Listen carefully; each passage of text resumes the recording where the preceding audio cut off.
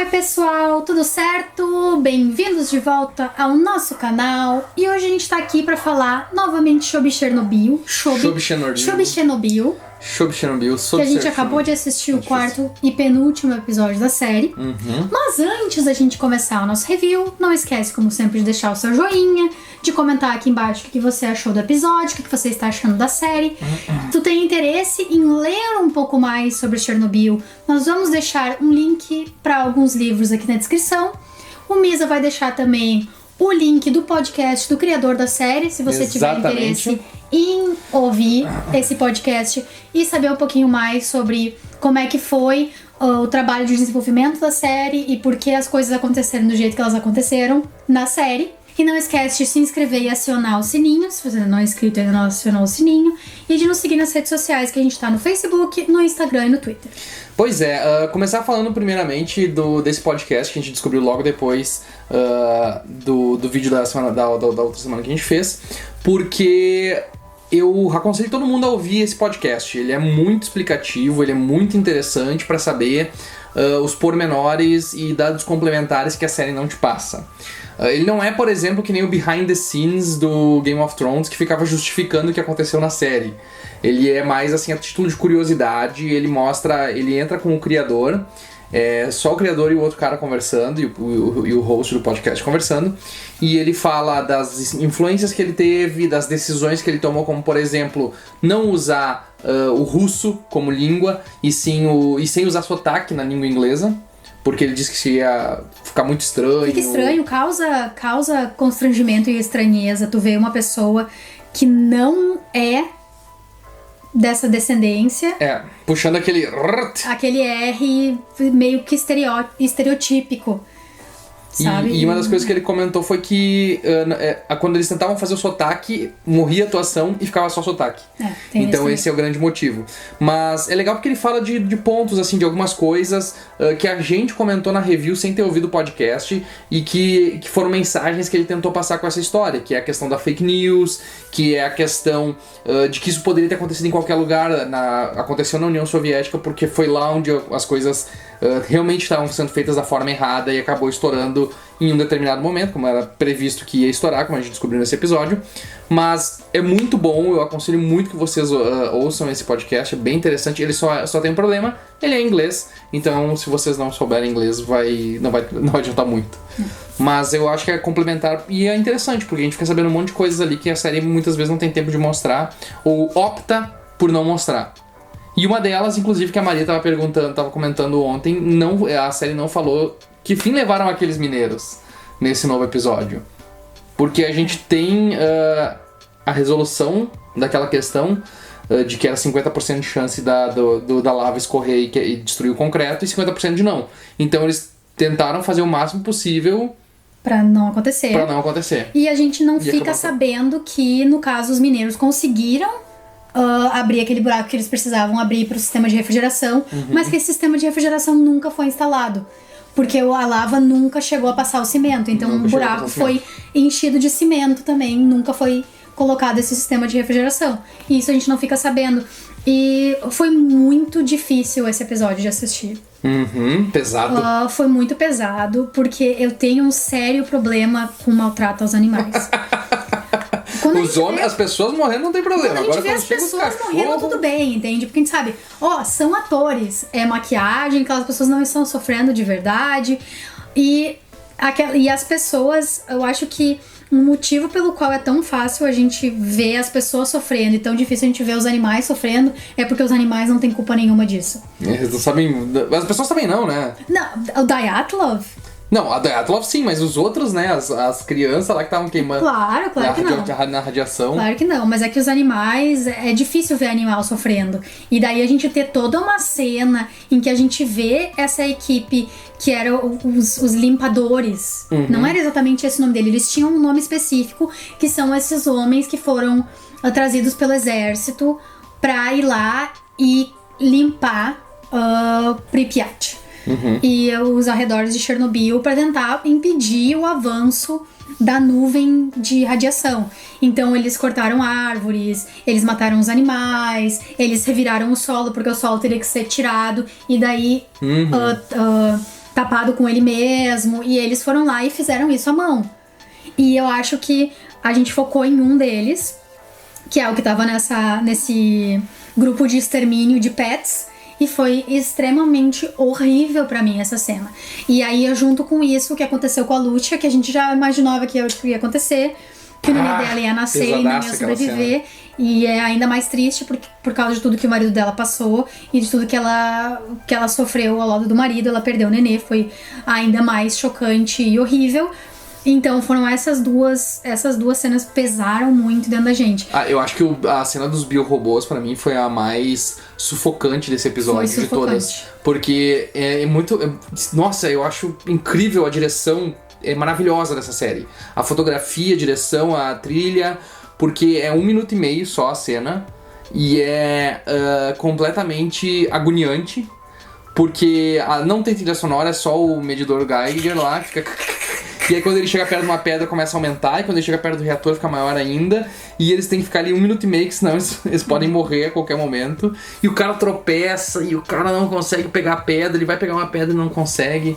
E os caras conseguiram limpar todo o teto, meu. Que coisa... bárbara. Que força de vontade, que gente, tipo, pelo menos eles não ficam, foda-se, sabe? Foda-se. Eu preciso fazer isso porque isso é o meu dever. Enquanto isso, os governantes ficam escondendo as coisas dos outros países e ferram agindo com que nem uns filha da puta. Exatamente, ferram com todo mundo que tá lá. Inclusive, aquela cena que o Stellan Skarsgård destrói o telefone é todos nós. E eu acho maravilhosa, achei maravilhosa a frase que ele utilizou ali, que é: você tá tentando... Você tá pensando em humilhar o país que tem mais obsessão por não ser humilhado. Nossa, isso é muito forte, porque isso engloba toda a burrice do governo da União Soviética, que tava cagando pro povo deles, tava literalmente cagando, desde que não manchasse a honra da União Soviética. Não era burrice, eles não eram burros, eles eram soberbos. Soberbos, exatamente. Eles eram soberbos e orgulhosos. Orgulhosos demais pra admitir o tamanho da burrada que eles tinham cometido. E daí eles tentam esconder essa burrada, e em esconder essa burrada, eles só fazem com que ela seja pior. Sim. Porque eles tiram as páginas que são importantes para os cientistas entenderem o que aconteceu de errado no reator, sendo que tem mais de uma dúzia de reatores iguais àqueles disparados pela União Soviética, e eles não têm como saber o que aconteceu para saber como remediar isso. Eles não falam para os países para quem eles precisam de ajuda qual é a real situação de Chernobyl, que é por isso que o robô alemão pifa sem nem andar 1 metro em cima do telhado da marcha. E ainda vem a pior parte, que é eles tentando mentir pra ONU. E depois os países europeus se juntando às salas fechadas. Pra cobertar. E o Legasov dizendo que 40 mil pessoas vão morrer por causa disso. A França dizendo que nunca foi fumaça... Nunca chegou uma nuvem radioativa lá. Nunca chegou a nuvem radioativa lá. Eles dizerem que 40 mil é muito e se estacionarem nos 4 mil.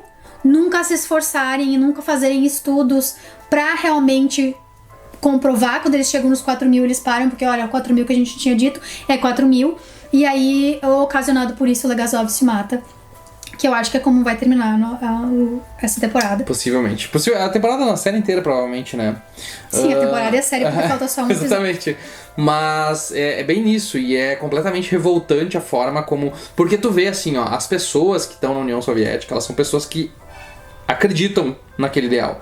E tu vê que eles vivem por esse ideal. Tipo, eles estão fazendo aquilo porque eles sabem que... eles têm essa ideia de...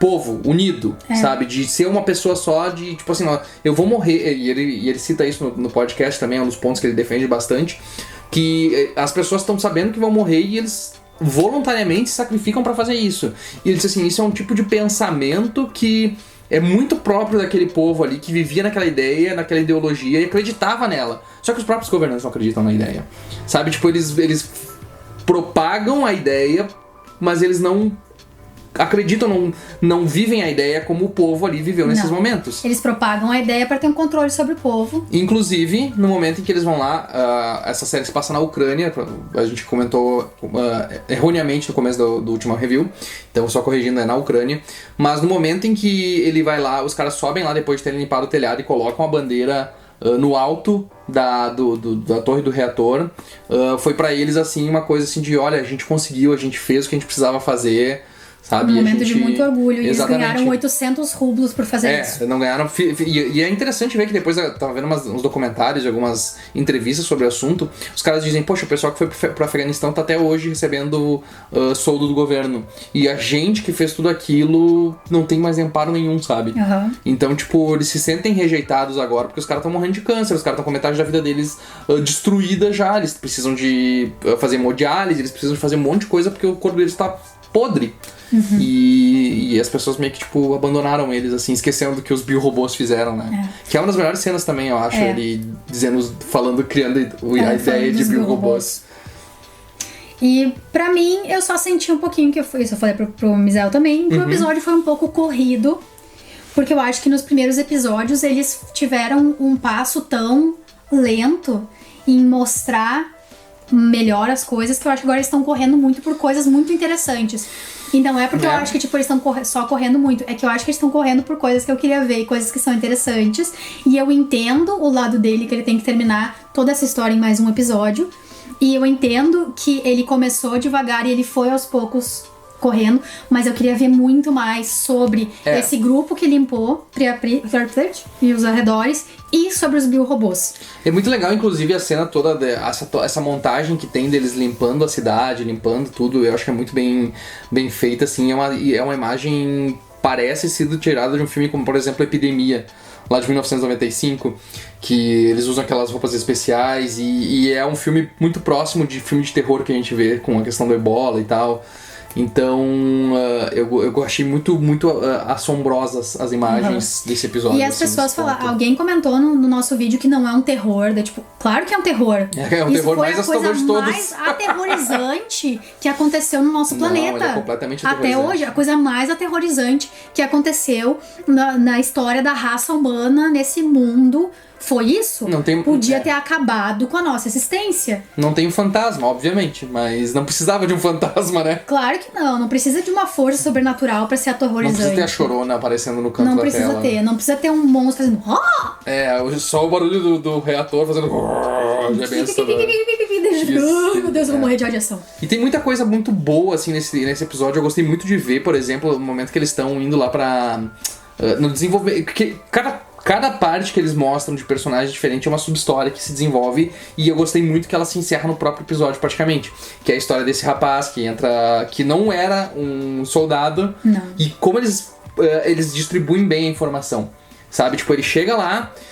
o cara pergunta, tu foi do Afeganistão? Não, eu não era soldado. Então tu já entende, eles estão recrutando civis. Sim, a gente viu eles recrutando civis no episódio anterior. A gente viu a gente recrutando ele. Eu não lembrava. A gente viu todo mundo no ginásio e os jovens sendo recrutados. E aí a gente foca nele. Deve ser, esse guri é conhecido, é ele que vai aparecer no próximo episódio. Mas olha como é bem montado, porque claro, tipo, não é eles sentados conversando, tem esses momentos que precisa. Exatamente, tem alguns momentos que precisa. E aí tu começa a ver e tu começa a acompanhar ele nessa jornada. Tipo, ele nunca fez nada disso, ele não sabe atirar, ele não sabe nem montar uma arma, e ele precisa matar os bichos. E aí tu vê os caras matando, e ele nervoso, ele vai lá, ele tem que matar o primeiro, e é uma experiência horrível pra ele. E aí o cara diz, olha, a guerra é assim, eu tive que matar a minha primeira pessoa que eu morri, não é uma coisa bonita, foi tiro na barriga e ele morreu. E eu fiquei mal, e no outro dia, e aí ele fala aquela outra frase que é maravilhosa, que essa série é cheia de falas maravilhosas, que ele fala assim, eu vi que era eu e fui eu que fiz aquilo. Eu achei sempre. Agora eu nunca mais vou ser o mesmo. Tipo, quando eu acordei eu era o mesmo. Eu era o mesmo. E aí eu descobri que esse era quem eu sempre fui. Foda, incrível, foda. Muito foda. E aí, continuando, a gente vê ele alguns dias depois, ou talvez alguns meses depois, e ele já tá mais confiante, tá lá matando os bichos. Mas tu vê que ele não tá completamente ainda, porque quando ele vê... Quem consegue matar, quem consegue olhar uma ninhada de doguinhos fofos e não sentir horrível por ter que matar eles? Eles vão morrer de uma forma horrível igual, mas tipo... qualquer situação que tu deixar vai ser pior se tu não matar eles, né? Mas é muito interessante tu ver, e tu vê que, tipo assim, sabe... Ele tá completamente calcificado, mas ainda não é suficiente, sabe? Ele ainda não conseguiu criar essa casca total, ele ainda é humano, né? Então, e eu acho que essa é a história de todos eles, né? Todos eles, o próprio Legasov, quando ele tem que... O que nós vamos fazer? E ele tá assim já, sabe? Tipo, olha, botei tanta gente pra morrer, botei tanta gente pra se expor à radiação, e ele assim... eu vou ter que botar mais gente. Botar mais 40 mil pessoas. Aí eles assim, tu tem duas opções. Ou tu deixa aquela merda jogando radiação, 15 mil de radiação pra cima pro ar o tempo inteiro. Por hora, toda hora. E é interessante as coisas que o Craig, que é o criador, fala, assim, em relação a essas pontuações do Legasov, por exemplo. Ele fala que o Legasov, ele era um físico, ele não era químico, mas ele não tinha muita ideia de como é que ele ia quantificar, como é que ele quantificava. Ele dizia assim, ele pegava a ideia da bomba de Hiroshima e ele quantificava pela bomba. Então, tipo, todas as análises dele, elas eram acima do vamos dizer assim, ele potencializava em cima da bomba. Ele dizia, 10 bombas de Hiroshima, que é o que eu sei quantificar aqui pra vocês. São operações rústicas que ele faz pra tentar conter da forma como ele consegue. Sim, porque, como ele disse, isso nunca tinha acontecido antes. Ele não tem um lugar onde ele possa usar de base para as ações que ele vai tomar, porque isso nunca tinha acontecido antes. E aí é interessante também ver, porque a gente também não sabia quando a gente falou na primeira review que a personagem da cientista, a gente acreditava que fosse uma personagem mesmo, e a gente depois descobriu que na verdade ela representa diversos cientistas da União Soviética e que tinham essas mesmas preocupações e que apresentavam essas mesmas preocupações, e ela meio que simboliza eles, então. E a gente também tem daí a vez dela lá, fazendo a parte dela, a pesquisa dela e tentando dar uma última chamada no Legasov, tu precisa falar ou a gente vai se fuder. E aí, pelo que dá a entender, eu acho que ele fala mesmo, né? Ele deve falar. Não, acho que não é agora que ele fala. Ele fala daqui em 2 anos, quando ele morre, porque ele se mata 2 dias depois daquela vez que eles se juntam lá e definem que são 4 mil pessoas e não 40. Nossa, e a cena maravilhosa. A outra cena que eu achei incrível é a cena quando ela comenta que o bebê absorveu toda a radiação da. Como é que é o nome dela mesmo? Lucia, se não me engano. E a gente tem o último take é maravilhoso, porque o nome do episódio é The Happiness of All Mankind, né? Que é o grande lema da União Soviética de Bring Happiness to All Mankind. E aí a gente tem essa última cena onde tá todo mundo feliz com seus filhos e o berço dela vazio e ela sentada, e é só o que a gente precisa. Maravilhoso. É como eu me senti depois de ver o episódio.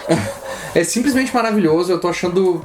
Essa série realmente é completamente impactante, é uma produção completamente fora de série, e uma das melhores coisas que fizeram esse ano, com certeza, e nos últimos anos, que é difícil não ter uma série tão enxuta. Eu aceitaria se eles se eles fizessem um episódio mais longo, mais, vamos dizer assim, explorando essas outras partes com mais lentidão e fazendo uma série um pouco mais longa, mas eu acho que ela ganha muito ponto por ela ser mais resumida.